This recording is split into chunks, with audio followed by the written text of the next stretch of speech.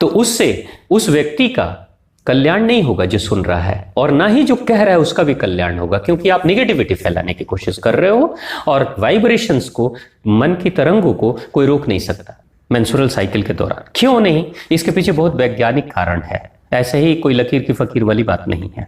इसमें प्रकृति ने ही भेद कर दिया है, ये मनुष्य भेद नहीं कर रहा है, प्रकृति ने ही भेद किया है कि हो सकता है आने वाले समय में आप मां बनने लायक भी न रहो। क्योंकि अगर आप कहते हो नहीं मैं शरीर से अशुद्ध नहीं हूं, जैसे कि शरीर के अंदर ब्लड है वो बाहर निकल जाएगा तो अशुद्धि इसमें क्या है। सबसे बड़ी जो चीज होती है कि पूजा पाठ करने के लिए स्नान तो करना पड़ेगा आपको। बड़े प्लेटफॉर्म का, बड़े सारे लोग जिसमें हजारों हजार लोग आ रहे हैं, बड़े बजट की कथा हो रही है जिसमें लाखों रुपए खर्च हो रहे हैं। तो कभी भी बड़े बजट की जो कथाएं होती हैं वो 2 दिन 4 दिन 1 महीने के अंदर नहीं होती है। अंत में कथाएं तो बहुत आप कर लोगे, लेकिन आपकी जिंदगी पीड़ा से, दुख से, दर्द से या बीमारी से भर जाएगी। स्वामी जी सादर प्रणाम। जय माता दी। जय माता दी। सोशल मीडिया के माध्यम से एक बाबा जी को मैं सुन रहा था, तो संदर्भ चल रहा था जया किशोरी जी की कथा करने के बारे में। तो उनका एक स्टेटमेंट था कि जया किशोरी जी या जो महिलाएं जो कथा प्रवचन क्षेत्र में हैं, जो भागवत साप्ताहिक करती हैं, तो बाबा जी का स्टेटमेंट था कि महिलाओं को भागवत साप्ताहिक नहीं करना चाहिए। अब चूँकि वो भी तो एक अध्यात्म का अपना विस्तार कर रही हैं, आध्यात्मिक यात्रा कर रही हैं, तो केवल महिला होने के नाते ही आध्यात्मिक चर्चा या भागवत कथा या भागवत साप्ताहिक पे प्रतिबंध लग जाना चाहिए या उनको नहीं करना चाहिए?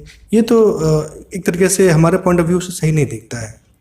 आध्यात्मिक चर्चाओं पे, आध्यात्मिक यात्रा पे, आध्यात्मिक संसार पे तो सबका अपना अधिकार है, सबको अपने करने का हक है।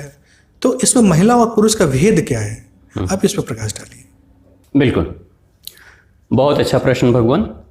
यहाँ एक छोटी सी बात है जो कि पुरुष और महिला में डिफरेंस है। वो छोटी सी बात यह है कि हमारी बॉडी का कंस्ट्रक्शन और महिलाओं के बॉडी का कंस्ट्रक्शन, और ये बहुत प्राकृतिक है। इसमें प्रकृति ने ही भेद कर दिया है, ये मनुष्य भेद नहीं कर रहा है, प्रकृति ने ही भेद किया है। जैसे मेंस्ट्रुअल साइकिल, ये पुरुषों में नहीं होता, महिलाओं में होता है। और उस मेंस्ट्रुअल साइकिल के दौरान उनके बॉडी के अंदर जो टॉक्सिन्स है वो ब्लड के फॉर्म में शरीर से बाहर निकलता है।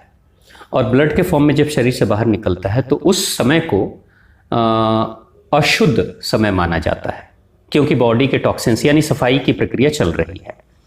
और कोई भी पूजा पाठ करेंगे आप, व्रत उपवास करेंगे, तो उसमें शुद्धि होना और शारीरिक मानसिक शुद्धि और घर की गृहस्थी की शुद्धिकरण होना ये बहुत पर्याप्त रूप से माना जाता है, एक नियम के अनुसार से माना जाता है।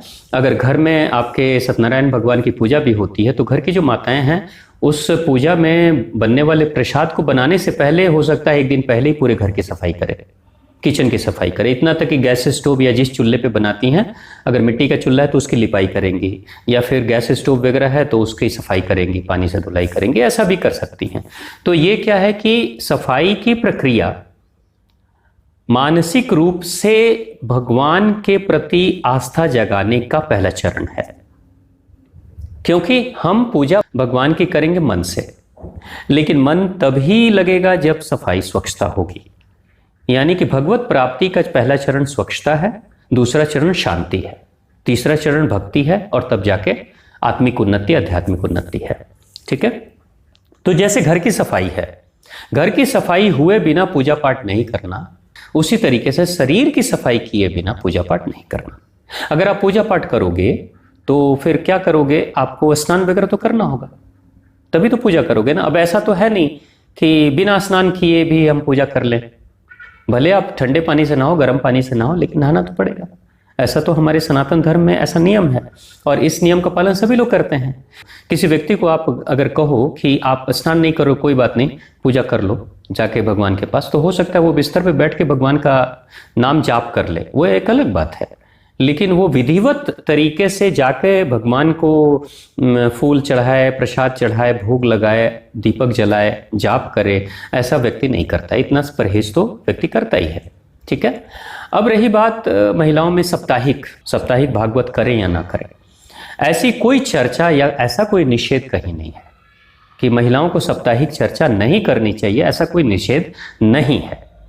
अब रही बात क्यों नहीं करना चाहिए, अगर किसी ने कहा, किसी गुरुजी ने कहा नहीं करना चाहिए, तो उनका मत ये है कि अगर कोई महिला साप्ताहिक चर्चा कर रही है और उसी 7 दिनों के दौरान ही मेंस्ट्रुअल साइकिल स्टार्ट हो जाता है, मासिक धर्म शुरू हो जाता है ना, स्त्री रजस्वला हो जाती है, तो वैसे स्थिति में स्त्री का शरीर से जो टॉक्सिन्स है वो बाहर निकल रहे हैं और वो अशुद्ध हो गई, और अशुद्ध हो गई तो फिर वो पूजा पाठ कैसे करेगी, यानी कि बीच में जो साप्ताहिक भागवत व्रत है वो अधूरा रह जाएगा। इसलिए ये धारणा है। लेकिन यहाँ पे मुझे लगता है प्रत्येक माँ और प्रत्येक बहन को पता होता है कि वो महीने के किस समय रजस्वला की स्थिति में पहुंचेंगे, सभी को पता है, हर एक स्त्री को पता है। उनके जो 28 दिनों का जो साइकिल है, उस 28 दिनों में उनको मालूम है कि 15 के बाद, 15 के पहले किस तारीख में, तो भाई वो चाहे, अगर कोई साप्ताहिक करना चाहती है महिला, तो वो आराम से चाहे तो डिसाइड कर सकती है कि भाई 20-25 के बाद मेरी रजस्वला की स्थिति आ जाएगी, तो उसके पहले मैं 7 दिनों तक कर सकती हूँ। तो ऐसी कोई मना ही नहीं है, बिल्कुल कर सकती है, वो इतनी शुद्ध है कि वो कर सकती है। उस समय वो रोज स्नान कर सकती है, रोज अपने आप के तन को और मन को शुद्ध और शांत करके वो कर सकती है, उसमें कोई मना ही नहीं है। लेकिन जो गुरुजी ने कहा होगा, बाबा जी ने जो कहा कि साप्ताहिक भागवत कथा ना करें महिलाएं, तो ये उन महिलाओं के लिए किया जा रहा है, जैसे आपने जिस कथा वाचिका की बात की है, क्या नाम आपने बताया, जया किशोरी जी। तो जया किशोरी जी छोटे मोटे भागवत कथा नहीं करती, जया किशोरी जी बड़े स्तर की भागवत कथा करती है, जिसकी पूरी तैयारी में कम से कम 3 महीने 6 महीने भी लग सकते हैं, है ना। मतलब कि वो बड़े लेवल का, बड़े प्लेटफॉर्म का, बड़े सारे लोग, जिसमें हजारों हजार लोग आ रहे हैं, बड़े बजट की कथा हो रही है जिसमें लाखों रुपए खर्च हो रहे हैं। तो कभी भी बड़े बजट की जो कथाएं होती हैं वो 2 दिन 4 दिन 1 महीने के अंदर नहीं होती है, उसकी पूरी तैयारी 2 महीने 3 महीने 6 महीने, कुछ कथाओं की तो तैयारी 1-1 साल पहले से शुरू हो जाती है, क्योंकि आयोजकों को डोनेशंस भी लेना होता है, लोगों से दान मांगने होते हैं, सहयोग लेना होता है, टेंट की बुकिंग, लाइट की बुकिंग, साउंड की बुकिंग, ये सारी चीजें करनी पड़ती है। ये सब कुछ पहले से ही डेट निर्धारित करके और समाज में अनाउंस करना होता है, प्रिंट कराना होता है कि भाई इस तारीख को साप्ताहिक वर्ष होने वाला है, कथा होने वाली है, कथावाचिका ये है और कथा होगी। तो अब क्या है कि कोई महिला 6 महीने के बाद की कथा का टाइम फिक्स कर चुकी है, तब तक पता चल रहा है कि उसका जो साइकिल है, मेंस्ट्रुअल साइकिल, वो 6 महीने के बाद एग्जैक्ट कौन सी डेट का होगा, वो 2 दिन पहले, 4 दिन पहले, 10 दिन पहले भी हो सकता है, कुछ आगे पीछे हो सकता है, इसकी कोई गारंटी नहीं है कि एग्जैक्ट फिक्स डेट ही होगा मंथ का, ठीक है।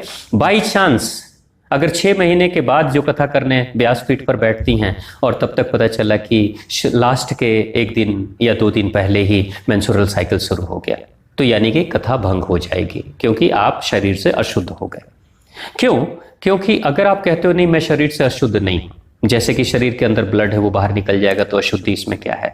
सबसे बड़ी जो चीज होती है कि पूजा पाठ करने के लिए स्नान तो करना पड़ेगा आपको, स्नान करोगे, और मेंस्ट्रुअल साइकिल जब चलता है तो उस समय आयुर्वेद भी मना करता है कि स्नान नहीं करना है स्त्री को मेंस्ट्रुअल साइकिल के दौरान। क्यों नहीं? इसके पीछे बहुत वैज्ञानिक कारण है, ऐसे ही कोई लकीर की फकीर वाली बात नहीं है। होता क्या है कि शरीर में, जैसे जिन महिलाओं को मेंस्ट्रुअल साइकिल का समय आता है, मासिक धर्म का, तो उस समय उनके शरीर में बहुत पीड़ा भी होती है, दर्द भी होता है, ऐसा लगता है पेट में जैसे कि कोई छुरा भोंकने जैसा चुभन भी होता है। कई महिलाओं के ब्लड में गांठ बन जाती है, यानी कि क्लॉटिंग में ब्लड बाहर निकलता है शरीर से बाहर, जो बहुत पीड़ादायक होता है। तो बेसिकली होता है क्या है कि लीवर का एक फिल्ट्रेशन काम करता है उस समय, और बॉडी के अंदर जितना टॉक्सिन जमा है वो सारा का सारा टॉक्सिन बाहर निकालता है, ये लीवर ही करता है।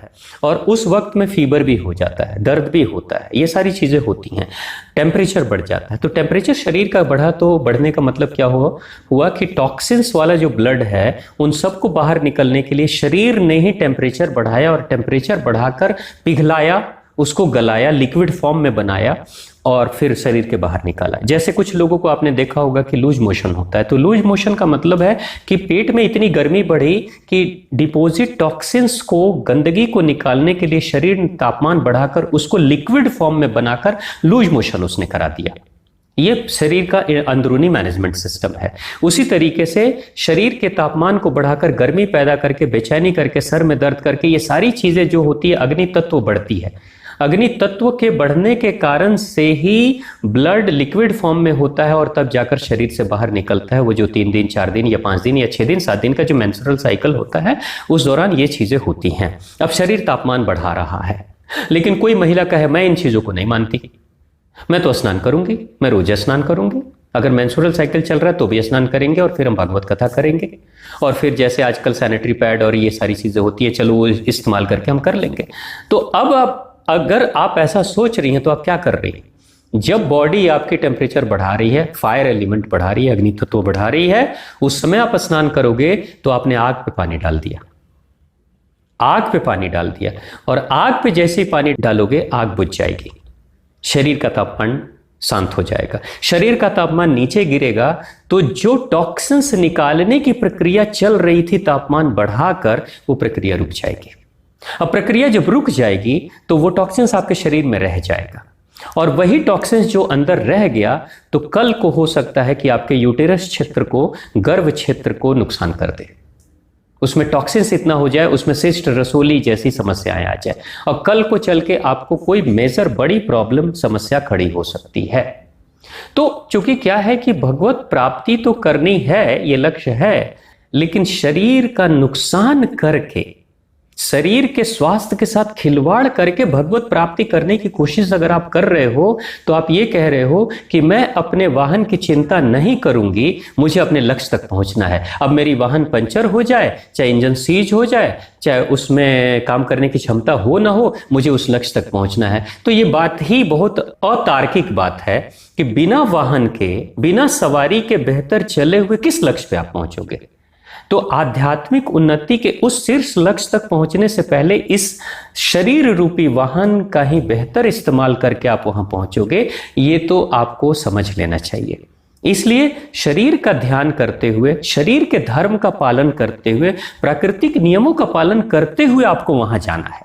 शरीर को निचोड़ करके, बीमार करके वहां पहुंचने की अगर आप कोशिश कर रहे हो, तो मैंने ऐसे बहुत सारी बहनों को और माताओं को देखा है कि बहुत पूजा पाठ, उपवास, व्रत कर रही हैं, लेकिन उम्र के एक सर्टेन दौर पे जब वो 45-50 से ऊपर की जाती हैं तो पता चला व्रत भी छूट गया, पूजा भी छूट गई, और दवाइयां ही चल रही हैं और सब कुछ बंद हो गया। तो भाई ऐसा करो जिससे कि शरीर भी साथ दे, भगवान की भक्ति भी हो और आध्यात्मिक उन्नति भी हो अंतिम समय तक, तब जाकर आप भगवान के सानिध्य को प्राप्त कर पाओगे, या आपकी आत्मा परमात्मा की दिशा में कुछ आगे बढ़ पाएगी। तो यहाँ जो बाबा जी ने कहा होगा कि महिलाओं को साप्ताहिक भागवत कथा नहीं करनी चाहिए, तो सामान्य महिलाओं के लिए नहीं, जो गृहस्थी में है, उन्होंने 4 दिन पहले निर्धारित कर लिया कि 4 दिन के बाद हम भागवत कथा करेंगे साप्ताहिक, करो, क्योंकि आपको पता है कि आपका मेंस्ट्रुअल साइकिल कैसे चलने वाला है, कब चलने वाला है, कब नहीं चलने वाला है। लेकिन ऐसी कथावाचक जो 6 महीना 1 साल पहले ही बुकिंग कर रही हैं, तो उनमें ये डेट आगे पीछे हो सकता है। तो वैसे स्टेज में अशुद्ध की स्थिति में अगर आप व्यासपीठ पे बैठ रहे हो और जिस समय मेंस्ट्रुअल साइकिल चलता है उस समय मन भी बेचैन होता है, तन के साथ मन भी बहुत बेचैन होता है, मन में आक्रोश भी आने लगता है, बेचैनी होती है ना, इरिटेशन होता है, शॉर्ट टेम्पर्ड हो जाते हो। तो बताओ, भागवत कथा भी तो मन से ही करोगे ना, भगवान को याद तो मन से करोगे। जब तन में बेचैनी है तो मन में शांति कैसे चली आएगी? और जब मन, आप ही का मन अशांत है, तो किस तरह के वाइब्रेशन आप दूसरों के बीच में फैलाने की कोशिश करोगे? निश्चित तौर से अगर मैं दुखी हूं, तन से और मन से अगर मैं दुखी हूं और मेरे अंदर दर्द हो रहा है, बेचैनी हो रही है, तो मैं भगवान की कथा भी करूंगा तो निगेटिव वाइब्रेशन के साथ, बेचैनी वाली वाइब्रेशन के साथ करूंगा। और सिर्फ शब्द नहीं जाते, जब एक भागवत कथा करने वाला वक्ता जब शब्दों को व्यक्त करता है तो सिर्फ शब्द नहीं जाते, उस समय उसके भाव भी शब्दों के साथ जाते हैं और सुनने वालों के हृदय में अपना स्थान ग्रहण करते हैं। तो मेरे शब्द अच्छे हैं लेकिन मेरे अंदर की तरंगों का भाव बेचैनी वाली है, तो निश्चित तौर से मेरे शब्द तो जाएंगे लेकिन बेचैनी के भाव भी मेरे चारों तरफ फैलेंगे, और जो मेरे सानिध्य में होगा उसको भी वो बेचैनी के भाव मिलेंगे।